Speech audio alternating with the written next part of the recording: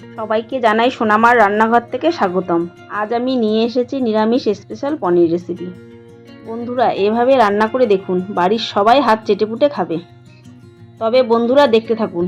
এখানে আমি 300 গ্রাম পনির ছোট ছোট চৌকো পিস করে কেটে নিয়েছি। এবার মশলা বানানোর জন্য বাটিতে 15-16টা কাজু বাদাম ও 2 চামচ পোস্ত আর দিয়ে দেবো 3টে কাঁচা লঙ্কা। এবার সকল উপকরণ ভালোভাবে পেস্ট করে নেব। গ্যাস অন করে একটা প্যানে পরিমাণ মতো তেল দেব। তেল গরম হলে পনির দিয়ে দেব। পনির আমি বেশি লাল করে ভাজবো না, খুব হালকা করে ভাজবো। পনির যাতে ভেঙে না যায় খুব আলতো হাতে নাড়তে হবে। ঠিক এরকম কালার করে ভেজে পনিরগুলো তুলে নেব।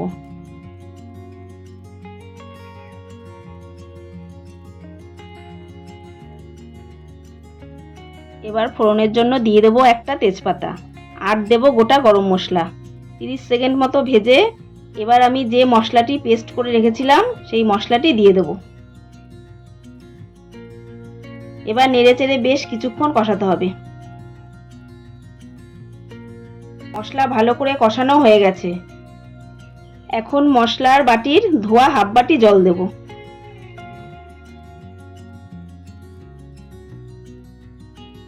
ভালো করে মেশানো হয়ে গেলে দিয়ে দেবো হাফ চামচ লবণ, হাফ চামচ চিনি আর 1 চামচ জিরে গুঁড়ো। এইভাবে নেড়েচেড়ে আমি 5 মিনিট কষিয়ে নেব। যখন দেখব মশলা থেকে তেল ছেড়ে দিয়েছে তখন ভেজে রাখা পনিরগুলো দিয়ে দেব।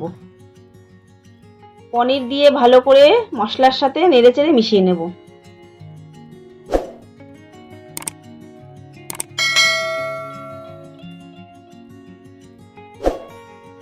এবার কিছুটা কাসুরি মেথি হাতে গুঁড়ো করে দেব।